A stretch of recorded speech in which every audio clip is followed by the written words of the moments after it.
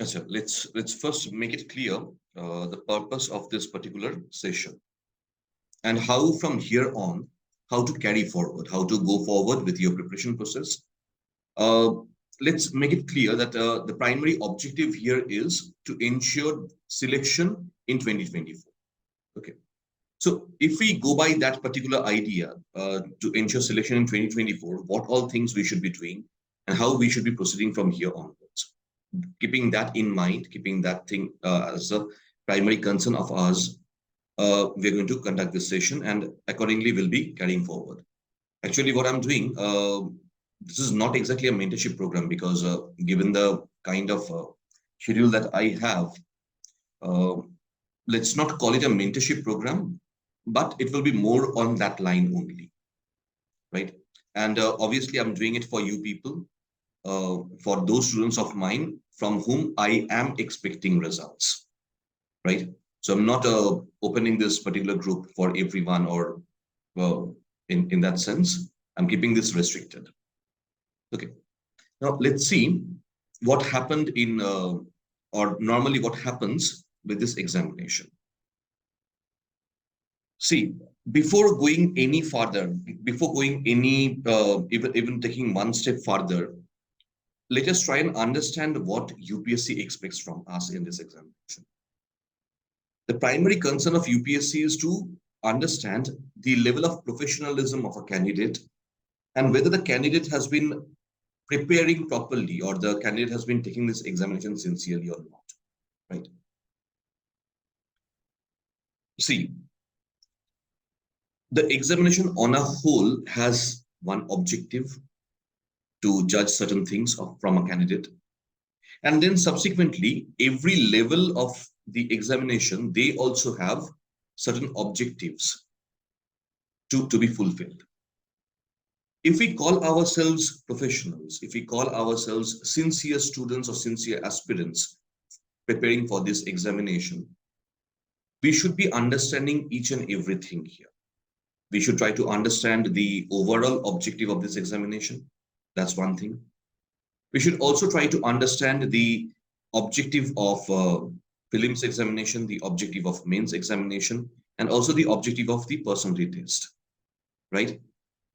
Let's see what all things UPSC expects from us. After understanding these particular objectives of the examinations of the different levels of this examination, then we'll go forward with how to start preparation for this examination. Today, I'm going to talk about the overall examination process. Next Sunday, we'll once again go for this kind of a session. There, we will be talking about sociology only. How to start preparation for sociology, how to carry forward from there on. We'll go forward with that. And accordingly, we are launching this particular program of, so let's call it mentorship program. And we are launching this mentorship program from here onwards, where I would genuinely be hand-holding the preparation process of you people, right? So let's try and do that. First, what is the general objective of this civil services examination? In one word, we say to recruit civil servants for the country. See, it's not so simple. The civil servants in our country, they undergo a lot of pressure, a lot of in the field, they're tested in a different way. Number one, the society looks up at them as role models, right? No doubt about it. For the society at large, the civil servants, they are those people who handle with the resources. See, why in India the civil services or civil servants rather, I would say, this examination is so hot, so high profile. The reason is in India, we still are a developing nation, right? Number one. Number two, in the country, the population for whom services are to be provided by the government and the available resources, there is a mismatch between the two. The available resources are always lesser than the people for whom the services are to be provided. Naturally, the civil servants in India, they enjoy a certain amount of discretion. whenever and wherever, in whichever country, this kind of mismatch between availability of resources and the population at large for whom the services are to be provided would exist, civil servants in such countries would be enjoying some kind of uh, honor in the society. Okay, whether you talk about India, whether you talk about China, or any such country, wherever the civil servants they enjoy this kind of discretionary authority, this would be this level of what to say this level of honor would be there in the society for the civil servants. Okay, so this is natural. At the same point of time, if we also look at uh, what all the civil servants they go through, see the kind of challenges, especially that the civil servants in India they undergo. Civil servants in India, they are not the final authority, right? According to the constitutional scheme, there is the political executive who sit on top of the permanent executive. Permanent executive are the civil servants. But above them, as supervisory authority, the political executives are there. Why? Because according to the constitution, the people who are the sovereign of the country, they choose the political executive. The political executive, as representative of the people, they sit on top of the permanent executive to ensure the supervision and to ensure that the permanent executive they work for the country, they work for the people of the country. Okay, that's the model that we follow. As a result of that, yes, the civil servants they undergo a lot of pressure during their work. They are always scrutinized, and at the same point of time, different kind of political pressures they have to encounter. Yes, they do need strong nerve to encounter those kind of pressures. At the same point of time, given the kind of work pressure that they have, they need to undergo a grueling examination, which will be testing their working ability. So see already what all aspects we have found out. Number one, strong nerve. Number two, ability to work under grueling conditions, to work for longer duration, longer hours, right?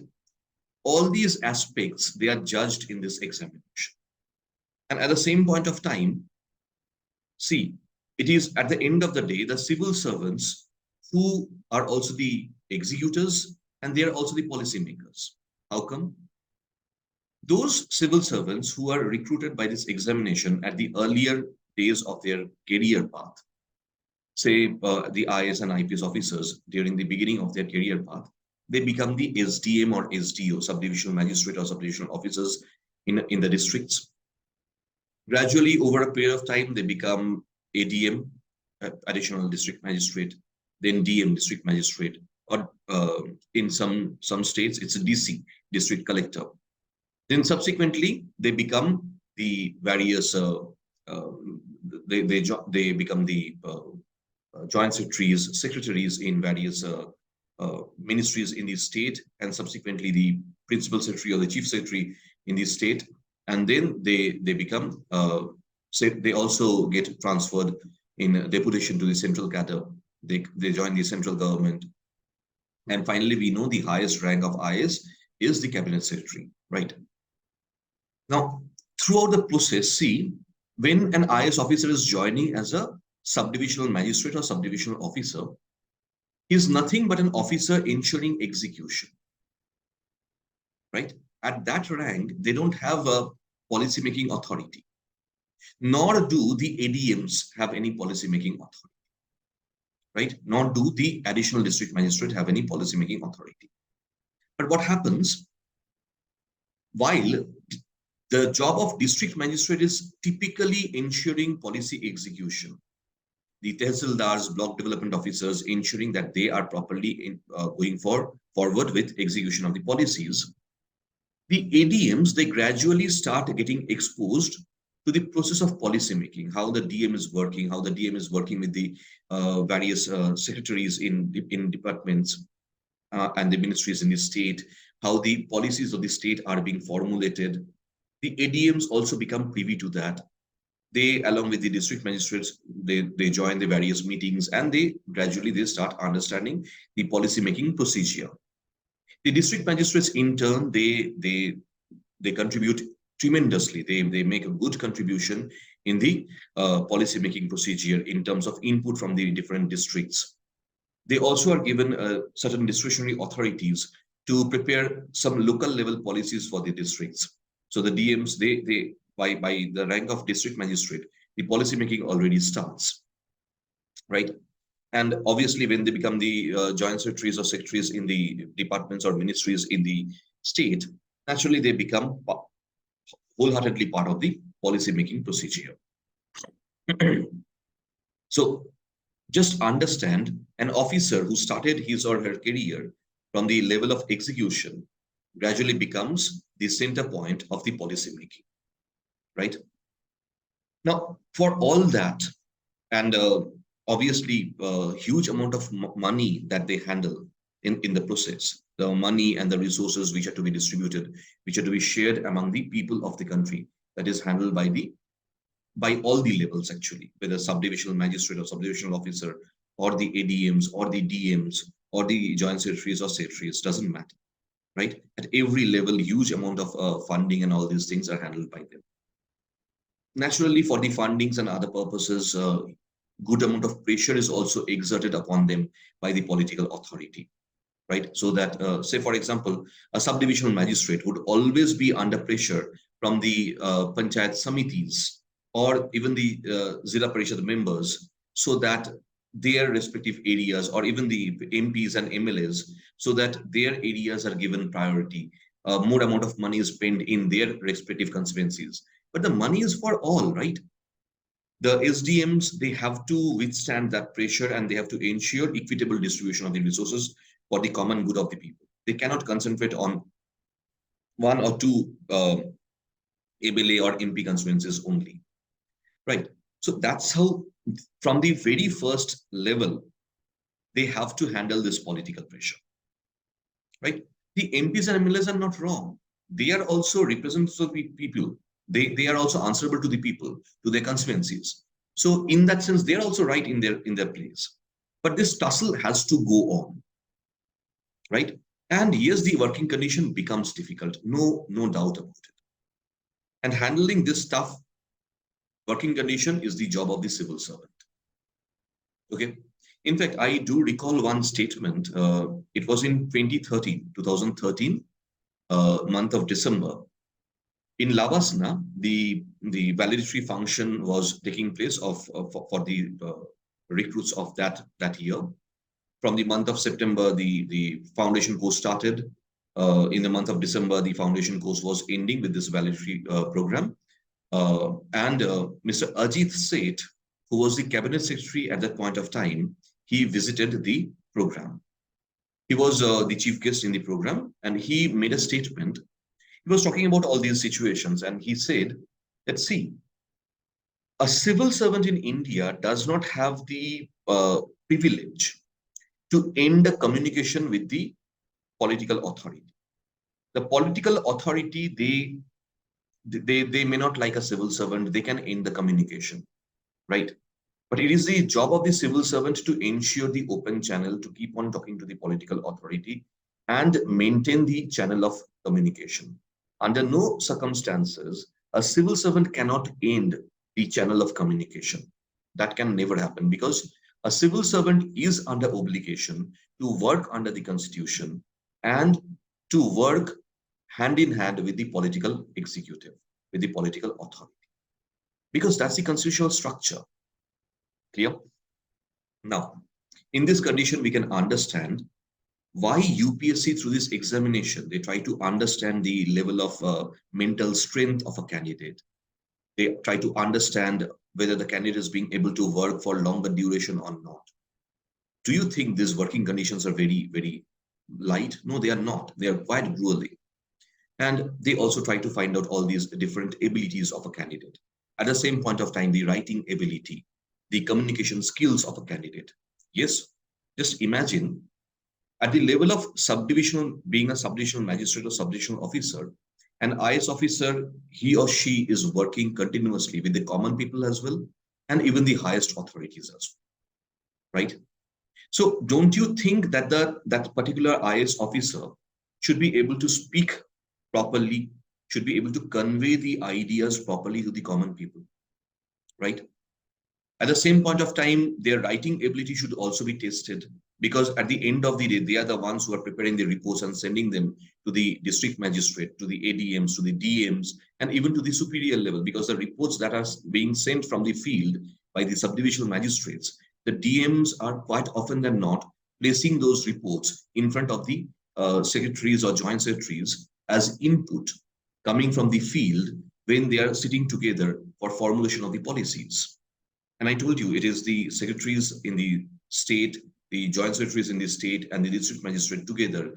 They sit together, and that's how they formulate the policies. Input from the ground is taken. And these are the inputs. So don't you think the IS officer should be able to speak as well, to convey the ideas clearly to the people through verbal communication, and at the same point of time should be able to communicate the ideas in the normal non-verbal mode of communication through writing as well? That's why the ability of writing is also tested. Clear? So this is the overall objective of the examination: to test the mental strength of a candidate, to test whether the candidate can work under grueling situation or not, to test whether the candidate can handle pressure and work for longer hours, can communicate properly, whether verbally or non-verbally. That's why all these things are tested properly throughout this examination process. Now let's look at the individual examination which have taken place in various stages.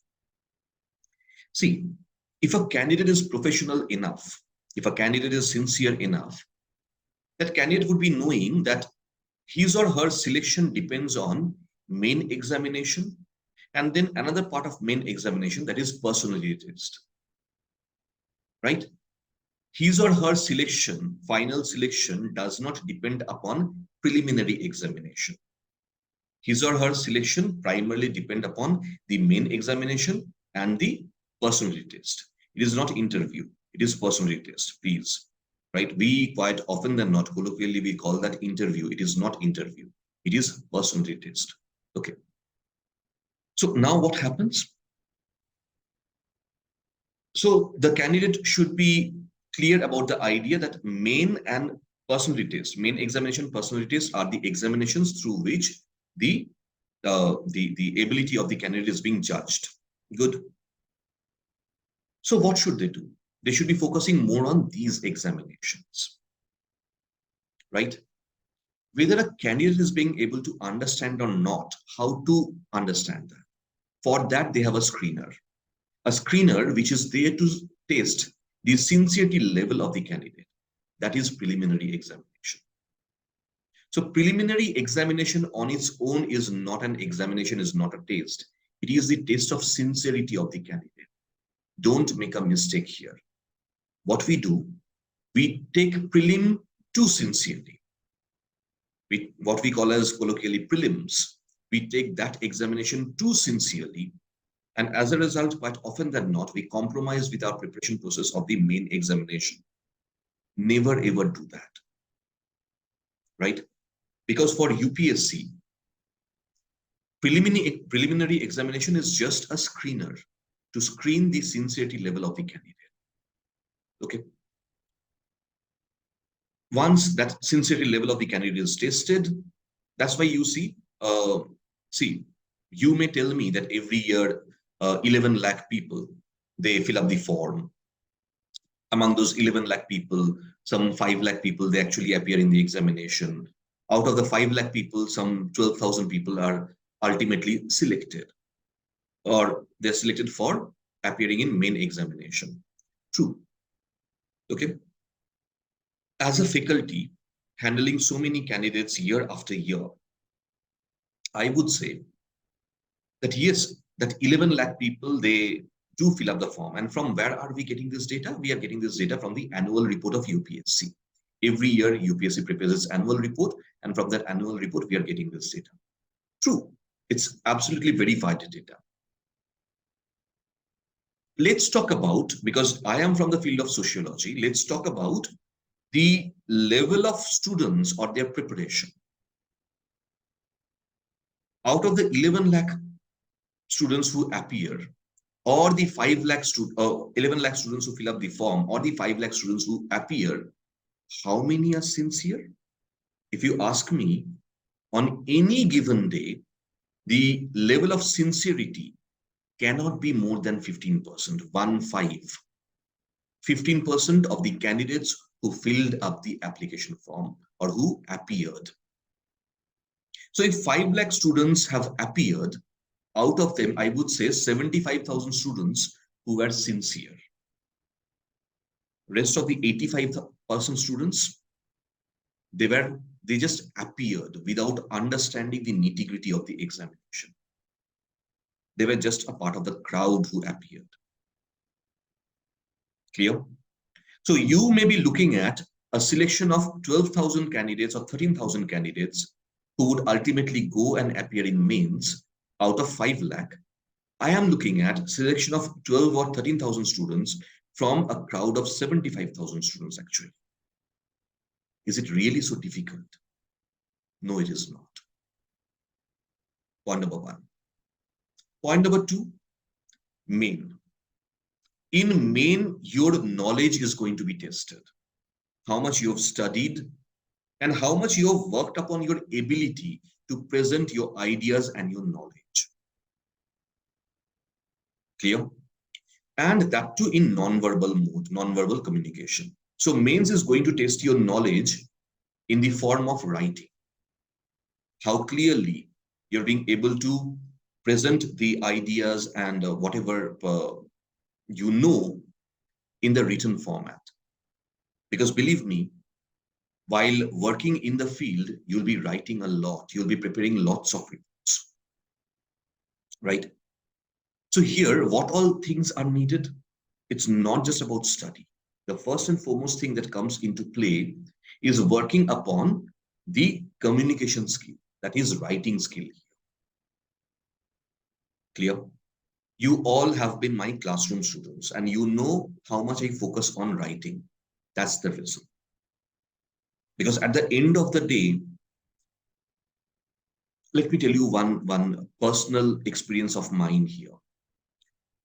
There used to be an IPS officer from West Bengal who was joint director of CBI, right? And this person is the person who arrested Mr. Lalu Prasad Yadav when Mr. Lalu Prasad Yadav was Chief Minister of Bihar on fodder scam, long time back. I don't think you people have ever heard of this scam ever, fodder scam. Some of you may know about it. Mostly you may not know. The name of the person was Dr. Upen Biswas. Okay, Upendranath Biswas. Somehow my father knew him and I went to meet him. I was really young at that point of time. I was in class 11 or class 12. A few of us, we went to meet him. There was a session going on, a function going on where we went and we met him. Some of us youngsters, we met him. He was one of the reasons for me to aspire for civil services. Okay. He was talking about the significance of writing. He was an SP at that point of time. He told us about one of his personal experiences. He was an SP in CBI during the time when this experience of his happened. He said he prepared a report which was of 500 pages. He prepared a 500-page report and sent it to his DIG, Deputy Inspector General, for supervision. He was already late in submitting that report by 7 days. After 7 days, he had submitted that report, that 500-page report. Obviously, preparing a 500-page report, you can easily understand. After 3 days, his DIG called for him. His DIG asked him to come and meet the DIG. So he went there to meet the DIG. His DIG pointed out 3 mistakes from that 500-page report. 3 mistakes. Such a ridiculous thing, right? In a 500-page report, 3 mistakes. No, it's not ridiculous. His DIG told him that this report is called SP's report. And this report would be presented in front of the parliament as well, if required, and would also be presented in front of the international organizations if any international investigative agency or any international organization comes for any inquiry. There cannot be any mistake in these reports. Clear? So from here only understand what is the significance of writing. Clear? That is the day I realized the need for writing if one is to appear in civil services, and I started working on my writing skill. Okay, so that's what is tested in main examination. Okay, most of us, we come from either science background or commerce background, or even today I must admit the students from social science or even from other particular areas, we hardly have the ability of writing, right? Spontaneous writing skill is absolutely necessary in this examination. Without developing the spontaneous writing skill, qualifying in mains really becomes difficult. Okay, and then uh, the subjective knowledge is also to be there. Why such a vast syllabus do we have in mains? Right? That's also, there is a reason behind it. Tell me about the working condition. Tell me about the different ministries an IS officer appears in. Okay. The same IS officer may be an additional secretary or a joint secretary or a deputy secretary, maybe in central government. Let's talk about the central government. The same IS officer as a deputy secretary is working in one of the ministries, to say Ministry of Social Justice today. Tomorrow, that officer can be transferred to the Department of Defense, the Ministry of Defense, right? From the Ministry of Defense, the next year, the officer may be transferred to the Ministry of Finance. So now tell me the variety of conditions, or maybe the very next year, the officer gets transferred into the MAITI, as we call it, that is Ministry of Information Science and Information Technology, right? So tell me the variety of environment in which an IS officer works. Clear? So in this condition, don't you think an IS officer should be having at least the basic knowledge about everything? So that whenever an IS officer is getting into any particular department or any particular ministry, he or she should not feel out of the place, should be able to handle those situations, the working condition. That's the reason why GS in mains, it is so vast. Question is then, why do we have the optionals? If mains helps us develop wide-ranging knowledge, on the other hand, the optionals help us develop specialization. When you study an optional subject, when you work with an optional subject, you start developing specialization on that subject. Naturally, gradually, while working in the field, any IS officer or IPS officer, they are supposed to develop specialization on certain areas. That tendency of developing specialization on certain areas of the working, that comes from the working on the optionals, right? And also optionals, while GS, it develops overarching knowledge about a variety of topics. Optionals also help us develop writing ability or nonverbal communication in technical terms. See, the IS officers, the reports that they are preparing, and at the same point of time, they have to communicate with a number of stakeholders, right? Number of stakeholders here, they would be technical people. They would be talking in technical terms. Now do you realize why the optionals are technicals in their approach? Whether it's sociology, whether it's any other subject, but the approach of the optional is always technical. So that the IS officer has the ability to develop that technical specialization on one particular area with which the IS officer is working. Clear? Do you realize how every level they have been thought about clearly? That's how this examination is structured. Clear? Similarly, in case of personality test, what is tested, what is checked? In case of personality test, UPSC tries to understand, number one, the verbal communication of the candidate, how the candidate under pressure is still able to talk, is still able to convey the ideas clearly, number one. Number two, during our time, the objective of a personality test was different. But today, if we look at the personality test, they are actually looking at people who can bring in solution to the table, right? There would be problems. Where is you want to tell me that there is one area in the world where there is no problem? Problem is everywhere. But you as an officer, are you being able to bring in solution to the table, right? While working with your seniors, are you getting, as we say, cowed down? Are you backing off? Or even while working with your seniors, are you being able to bring solutions to the table? Tell them, ki, okay, sir, I think, obviously respectfully, if you tell them, ki, sir, I think in these areas we are going to face whatever small experience I have. Based on that, I feel ki in these particular areas we are going to face problem with this idea. If we may change the idea a little bit, maybe like this, even these problems can be catered with. So you have to bring in that solution to the table, right? That's why the personality test is conducted, to understand whether under pressure you are being able to speak clearly, whether you're being able to convey your ideas clearly. And at the same point of time, even while working with your seniors, are you being able to bring in solution to the table or not? Clear? You may ask me then, if that is the case of a personality test, why in personality test they ask questions from current affairs? Why they ask questions from your DAF? Why they ask questions from the subjects? Well, that also is part of your personality. As an IS or IPS officer, can you keep your eyes closed to what's happening in and around you? No, you should be aware of all these developments. Whatever is going on in and around you, you should be knowing about them, right? That's also an integral part of your personality.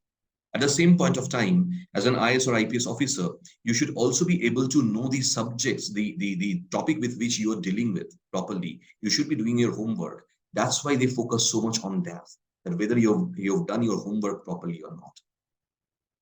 Clear? So that's how the personality test is conducted. Clear? So what we did, first we understood the objective of the overall examination. Now we try to understand the objective of each and every level. Okay, I have not talked about the approach of prelims much. And I started my discussion today with the words that, yes, it is in prelims that, that we, all of us here, we have faced some difficulty last time in qualifying. That's okay, it happens. Don't take it too hardly on yourself, right? Now, question is, so what is prelims all about? What do they do? See, in prelims, they try to understand not only whether you're sincere or not, but also whether you're steady as a person or not. Clear? How and why? First, let's talk about the why part. You know, being my subject being sociology, why is always my favorite question.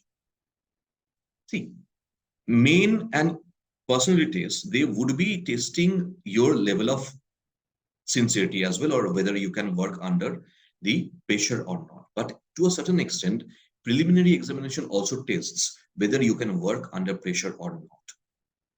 Okay. They are giving you 2 hours time for paper one, right? I'm not going to talk about paper two because paper two is qualifying in nature. GS prelims paper two, we call it scissor paper. It's qualifying in nature. I'm not focusing on that paper much. Let's focus only on GS prelims paper one, what we call as GS paper. Okay. We have 2 hours time, right? I would say no. You have 120 minutes. And in this 120 minutes, you are supposed to answer 100 questions. Okay. So do you think the work is going to be very easy? No, it's not. Right? The job is really tough. The job is really difficult. No doubt about it. Okay. Not only you're supposed to answer at the same point of time, you're also supposed to mark the OMR sheet. Clear? And you cannot make mistakes while marking the OMR sheet as well. Clear? So now see how things should happen. See, UPSC don't expect you to answer all the 100 questions. That's not what their objective is. Right? Number of questions. If you ask me, I'll say 25 questions out of the 100 questions are there in the question paper, which are there to get you in the trap of negative marking. At least 25 questions are there in the paper, which are there to get you in the trap of negative marking. Okay. Now, So what should we do? The first and foremost thing I would suggest you, don't ever try to attempt more than 75 questions. That's your limit. Believe me, those 25 questions which I said, which are there in the paper, which are really difficult for you to answer, you give it to any faculty, even the faculty will find it difficult to answer those questions without the help of internet. True. Any faculty for that matter. See, you may say that the faculties, they come up with the various institutes, they come up with the key so easily, so fast. They have the facility of internet. They're checking those things on internet. Do you have internet access in the examination hall? No, you do not have. Create the same condition for the faculties, even they won't be able to answer those questions. And not only you who are not being able to answer those questions, all the candidates who are appearing in prelims, they are finding those questions difficult. Some of them are still maybe going ahead with attempting those questions, answering those questions. Believe me, they're answering wrong answers there. And they're getting into the trap of negative marking. That's why those questions are there. You don't need those questions. Say you attempted 75 questions. Let's just give you one light idea. Not even 75 questions. Say you attempted 72 questions. Okay. And even out of these 72 questions, 72, right? Say you attempted 15 questions wrong. 15 questions are wrong out of the 72 questions. Because of 15 questions you have marked wrong, your 5 right questions will be deducted. 1/3 is the negative marking. So in all, you not only lose 15 questions, you lose 20 questions. So what are the total number of questions that you have attempted or answered correctly in NET? 52, 52. 52 questions, if you mark as right, 52 into 2, 104. Tell me, are you through the prelims or not? Yes, you are. Clear? In these examinations having negative marking, safely we may say 50% is the cutoff marks on any given day. Right? Normally, we know that for the general category candidates, it's 96, 97, so, and then gradually the figure starts getting down. So even if you attempt 72 questions and out of 72 questions, do believe you will be attempting you'll be making number of mistakes even here. Careless mistakes or mistakes given pressure would be would be happening, right? Now, if you make those mistakes, say out of 72 questions as well, you marked 15 questions wrong. Even then, you're making it through. Clear? That's the reality here. So please, again and again, I'm saying, don't get yourself under pressure. Please don't get yourself under pressure. That's not the reason why you are here. Okay? So how should we prepare for prelims? How should we go ahead with prelims? As we have seen, in prelims, normally 72 to 75 questions are asked from those areas of the prelim syllabus, which also are the common areas in main syllabus. UPSC would be playing with some 25 questions. These 25 questions, either they would be completely from current affairs, or they would be from, say, they would be focusing too much on art and culture, too much on ancient history, medieval history, maybe, say, environment, those areas of environment which maybe you never thought of approaching, those kind of areas. From there, the weirdest possible areas, from there, they would be asking those 25 questions. What we do, we get scared of those questions, and we, after coming out of the examination hall, we start making hue and cry. What kind of question paper was this? Why did they ask these questions from these areas? See, we cannot predict UPSC. It's not predictable. It's so and so. We keep on saying all these things. But those questions were there to get you in the trap of negative marking. Those questions were never there for you to attempt, for you to answer. So don't get scared. Clear? Those kind of questions would never be more than 25 questions. 25. No, it would never be. Remaining 75 questions are there for you to play.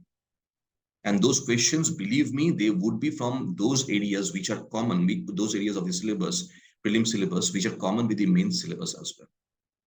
Clear? So the examination is not difficult. Under pressure, and then looking at those 25 questions, 1 out of every 4 question, right? So, and it's very common naturally. So looking at those questions, and often, quite often than not, we'll be finding those questions in bulk. Say 5 questions at a stretch, you'll find which are really difficult. You are not being able to touch them. And that will create pressure on you. Maybe you could attempt question number 1 and then question number 2 to question number 6. Those 5 questions are from those 25 questions. As a result, what happened to you? Because you couldn't answer those initial questions only, you got into the pressure. It's all a mental game. Cool down. UPSC is testing your stamina. UPSC is testing your mental strength. Clear? That's how they get people to the back foot. These are the bouncers, if I may say. These are the bouncers given by UPSC to take the mental strength of a candidate. If you ask me what is the best possible way to appear in or to attend the prelims exam, I would say divide the 120 minutes in 3 parts: 50 minutes, 40 minutes, and 30 minutes. In the first 50 minutes, take a pencil in your hand, go through the prelims question paper. While going through the prelims question paper, keep on marking those questions which you can easily answer. You'll find 35 to 40 such questions. Every year, there will be 35 to 40 such questions which are really easy to answer. Clear? You'll be able to answer those 35 to 40 questions. You answer those 35 to 40 questions, believe me, you'll get 2 more questions in the question paper whose answers were hidden in these 35 to 40 questions. Yeah, UPSC plays that trick. There would be at least 1 or 2 questions whose answer would be hidden in the answer of another question. Right? So you attempt the easier question, you get the answer of a tough question. Okay, chalo. Let's come back. So in first 50 minutes, you go through the whole paper, taking a pencil in your hand and just answer those questions which you can easily do.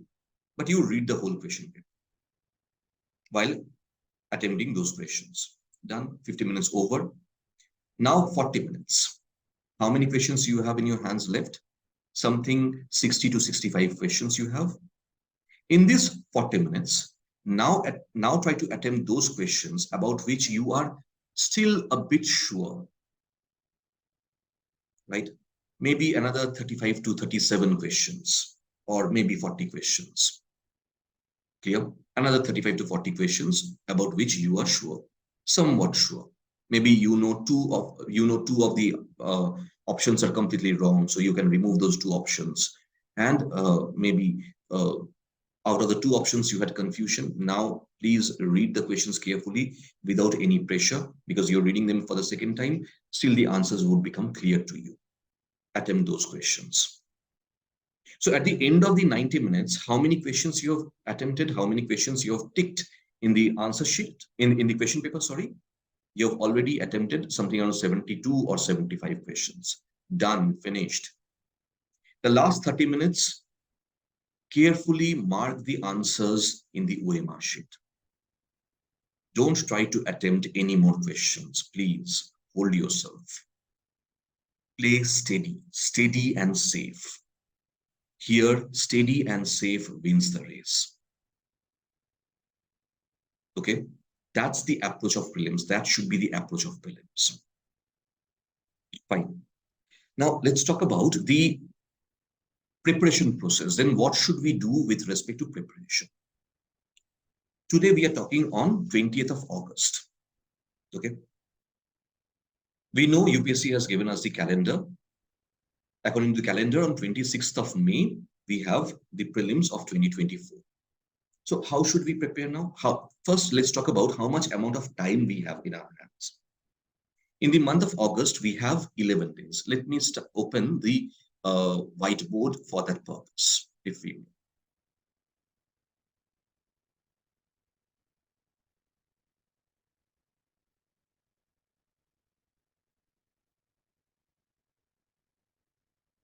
See, in the month of August,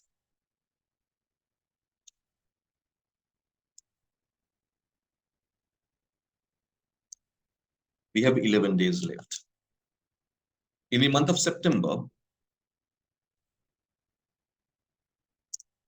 we have 30 days, right? In the month of October, we have 31 days. In the month of November, we have 30 days. In the month of December, number of you have seen me doing this exercise previously as well. It's very significant. Yes, it is significant. In the month of January, we have 31 days. In the month of February, we have 29 days. Why 29 days? It's leap year, 2024, right? In the month of March, we have 31 days again. In the month of April, we have 30 days. In the month of May, we have 25 days. Total. If I calculate this one, okay, 31 plus 29, that is 30, 60, 60 plus 30, 90, 90 plus 90 plus 31, 90 plus 31 is 121, 121 plus 25, 146. Okay, so in the year of 2024, we have 146 days. And here, how many days we have? 30, 31, 30, 31. That is 61 plus 61, 60, 122 plus 11. First, let's write it this way, 146 plus 122 plus 11. That is 122. This is 22. 68. 68 plus 11. 79. 279. 279 days. Clear? That's what we have in our hands. Fine. Chalo. How to use these days? I'll say the last 55 days. That is from 1st of April to 25th of May 2024. Leave it only for prelims.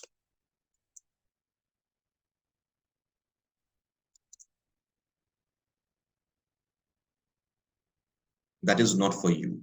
This particular period is only for prelims. Okay.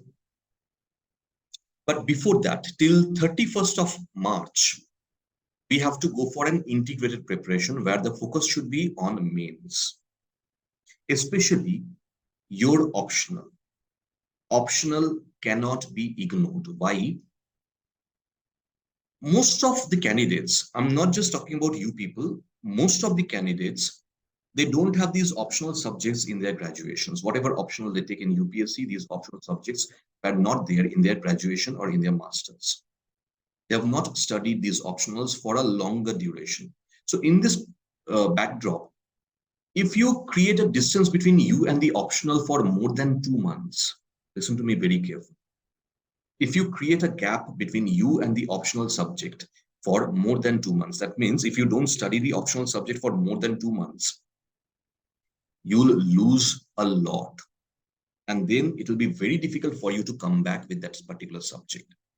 Majority of the students, as we find, they don't touch the optional paper for a long period of time. And then after a long period of time, when they come back, when they make the comeback, now they find it so difficult to carry on with that subject. and they start blaming the subject. It was not the fault of the subject. It was the fault of the planning, the scheduling part. Any subject has the ability to give you result if you know how to handle the subject. Clear? Let's cut back here. Now, obviously, some subjects, they do give additional advantages, and we know that. And sociology is one of those. We have talked about that in the class. We have seen the UPSC's annual reports and the kind of percentages of results produced by sociology. So I'm not getting into that. But any subject, believe me, any optional subject has the ability to give result if you know how to handle it. Clear? And I would never ever suggest anyone to create a gap of more than 2 months between the candidate and the optional subject. That means, not if someone is not touching the optional paper for more than 2 months, that person is doing some harm to himself or herself. Be careful about it. Don't do it. Okay. So if I deduce these or reduce these 55 days from the total number of days, how many days do I have in my hands? 224 days.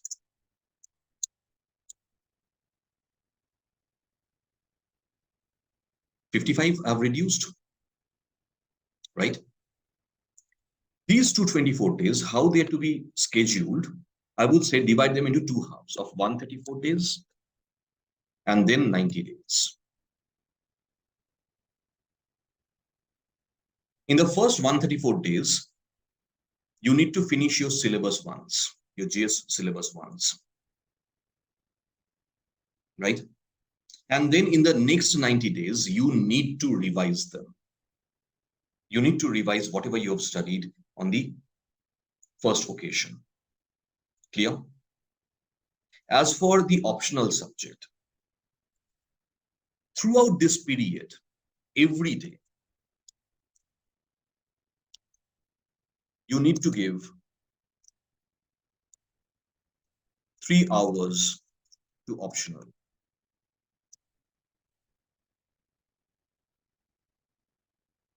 And ensure that you complete the syllabus of optional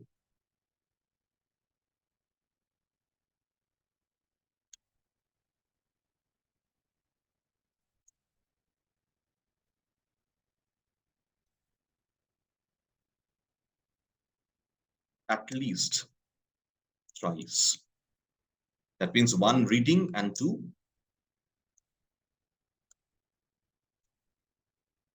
revision.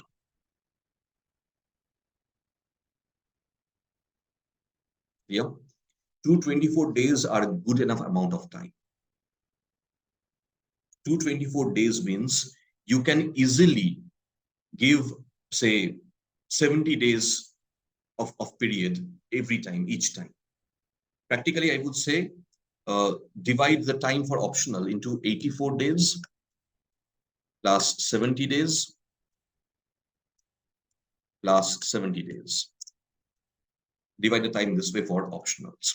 And it's possible to finish the optional syllabus in these 3 periods, along with writing.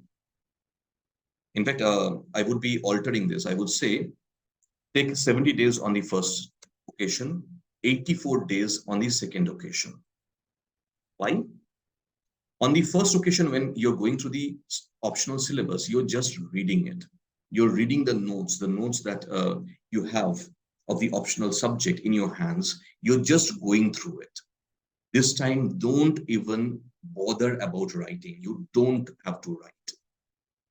But second time, when you're going for the revision, the first revision or the second reading of the syllabus, now take up the previous year's question papers.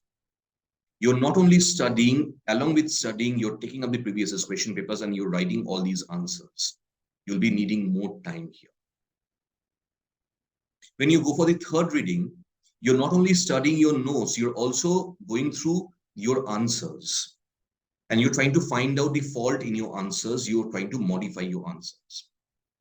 Clear? That's how the preparation should be for option. And that should go on till 31st of March. Right? For across this period of 224 days. And as I talked about GS, In 134 days, focus only on your mains. How the schedule should be created, I would always say, never ever schedule for more than 9 hours. If you are scheduling for more than 9 hours, believe me, you are not going to study.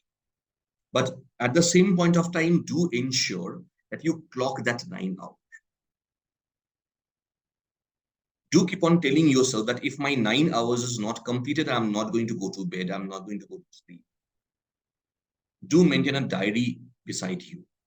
Do ensure that you are studying for that period. You're not wasting that time, whether looking at YouTube videos or listening music. No, I need you to study. Watching YouTube videos is not part of the study. Don't fool yourself. While watching YouTube videos, you waste more amount of time than study. That's the truth. Today, people, they try to tell us that we are old school, we don't know about the preparation process. Watching YouTube videos, watching Rajya Sabha television, and all these things are part of the preparation process. You're watching a program of 70 of say 30 minutes of Rajya Sabha television. The amount of information that you're getting from there is worthy of 10 minutes. The remaining 20 minutes was wasted.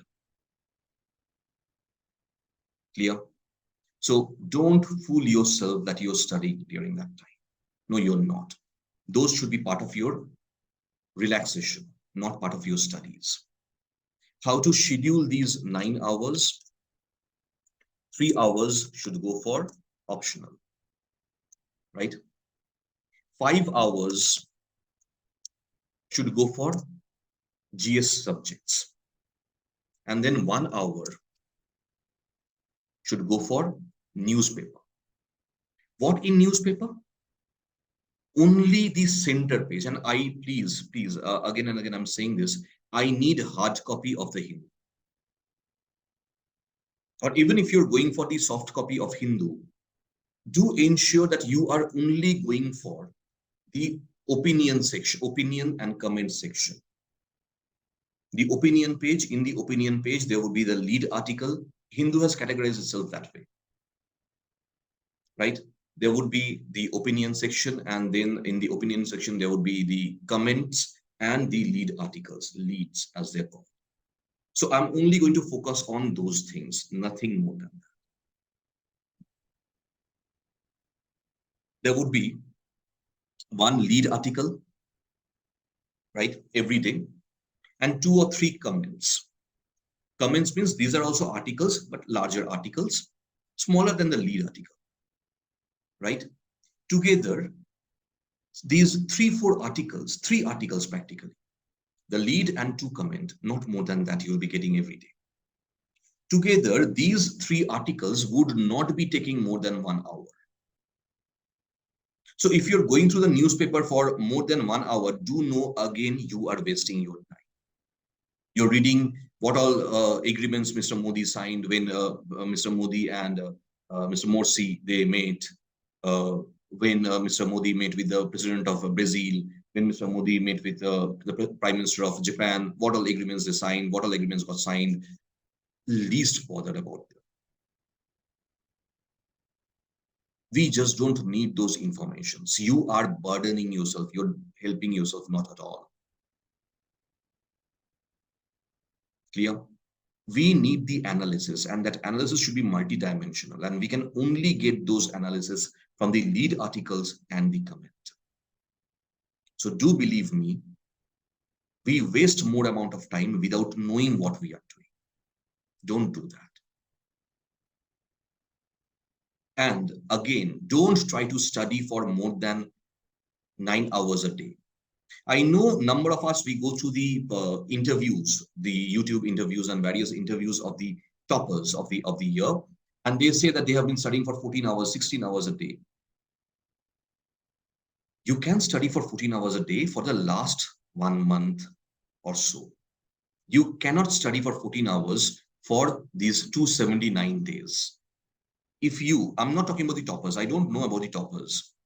I know you. If you study for more than 9 hours in one day, the next day you will not be opening your books. If you study for 16 hours in one day or 14 hours in one day, 16 hours, forget it. You'll never do that. Say if you study for 14 hours one day, the very next day you're going to waste completely. So practically what happened? In 2 days, you studied for 14 hours. So the average came down to 7 hours a day. Don't do that. Please don't do that. Clear? That's what I would suggest. So be careful. Never ever overburden yourself. Never schedule for more than 9 hours a day. 279 days you have in your hands, which is a good amount of time. If you can properly schedule yourself, schedule the day. I'm not going to say which subject you should start with, which subject you should finish with, then what all things you should be carrying forward with. Now, that is for your individual self. I would be expecting your responses. On Telegram, you tell me which subject you're starting with in GS, right? In optional, how you're going to start with. Tell me that in Telegram, right? You should be preparing your schedule. The daily schedule should be prepared by you. I can only tell you how much amount of time you should be studying, not more than that. But you have to ensure that you go through that given 9 hours. You don't waste that 9 hours. These 9 hours are not for you to listen to music. These 9 hours are not for you to watch any YouTube video. How much significant that might be. You may be watching a video of Mr. Einstein only, right? Maybe about Albert Einstein only. I don't need it, and I don't care about it. Please don't do that, right? Not during these 9 hours. Beyond these 9 hours, you have good amount of time in your hands. During that time, you do whatever you want to do. I have nothing to say. But these 9 hours, they should be clocked sincerely. That's what it is. Okay. That's all about this particular session, this particular day. But I'm giving you certain homework. The homework is by tomorrow, I need to see your schedule on the Telegram only. You'll be preparing your schedule and you'll be sending me your schedules. I'll be looking at those schedules and then accordingly we'll be working on those schedules. Clear? But your schedule should be prepared by you. It should not be prepared by you. Okay? That's all, guys. I'm closing this whiteboard. If we have any doubt, any query, you can freely ask me. You can unmute yourself and you can ask me your queries. So by the schedule, you meant the how you divide the day and how you are, yeah. Absolutely. How you divide the day and how you plan for the different subjects. That's what I'm looking at. Okay. So regarding optional also should be mentioned in the schedule. Yep, absolutely. Okay. Sir, what about the test series? Ma'am, test series and those things will come later. Right? In fact, I am never in fond of appearing in the test series. You know why? In most of the cases, what the institutes they do to show off their prowess, to show off how difficult questions they can frame, they actually frame more difficult questions than UPSC. Okay? Because they have to make the tests difficult. Na? At least they have to make the tests look difficult. UPSC don't make the questions difficult. UPSC makes the questions tricky. Very few institutes, they understand that. And they make the questions difficult. Now, what do we see? Yes, I have seen this in so many candidates. They keep on appearing in the test series and they continuously score low. And this hit their morale. So by the time the candidate is going to appear in prelims, the morale of the candidate is already low, already down. He's already a broken soldier. He or she is already a broken soldier. This is a war. I don't want a broken soldier. I want a soldier who's high up in morale, who's ready to face the enemy. Clear? That's the reason why I suggest don't appear in the test series, but do collect the question papers of every possible institute. especially the prominent test series that we have, collect the question papers and the answer keys, and also mark the answers in the question paper, keep them aside. During those last 55 days, not only you're going to study only for prelims, you're also going to take up these question papers and you're going to read them as supplementary material. Clear? So these question papers are additional reading materials for you. That's how we should be treating the test series instead of appearing in the test series. Clear? We make a mistake. We think if we don't prepare for prelims, if we don't appear in the test, we won't be able to handle the pressure of prelims. Nothing like that. No. Rather, what we do in our effort to appear, in our effort to cut down on the exam fever, we actually make ourselves battered soldiers, soldiers who have already been beaten, who have been beaten down to the earth. That's what we do with ourselves. Don't do that. Please collect the answer question papers and the answer hints as well, and mark the right answers and make them your supplementary study material. That's what I will suggest. Okay.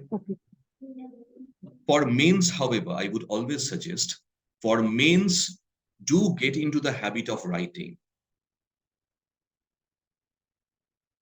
Maybe for next 1 month, I would genuinely suggest you, before start writing answers, for next 1 month, take an article from the Hindu every day. You're in any way, you're going through 3 articles from the Hindu every day. One of the articles, you write that article in your own word. You write the précis of that article in your own word. You're talking about writing answers. You try to write that précis and you will find it so difficult. But at least that will get you into the habit of writing. In fact, I would suggest for next 2 months, for next 60 days, out of the 224 days, we can have these 60 days. We can use these 60 days. So for next 60 days, that should be the practice we should be doing. That every day we would be writing one précis of one article from the Hindu. We would be reading that article thoroughly. In any way, we are reading 3 articles or 4 articles from the Hindu thoroughly during that 1 hour of current affairs. And one of those articles, we are going to write the précis of it for next 60 days. That is needed. That will get you into the mood of writing. That's what I need. And do you know why I said for next 60 days? Your answer writing practice for mains will start after 70 days. So by the time you're starting your answer writing of optionals, you're already this practice is over. I need you to be prepared by that time. Okay. You don't have to show it to anyone, but please do it judiciously. Please do it sincerely every day. See, it's not about what I am asking you, what you're going to tell me. It's about whether you're cheating yourself or not. That's what matters. You can cheat yourself. But then at the end of the day, it's about you. Clear? So question is, are you going to cheat yourself? At least be honest with yourself. Okay, that's what I would suggest. That's my suggestion.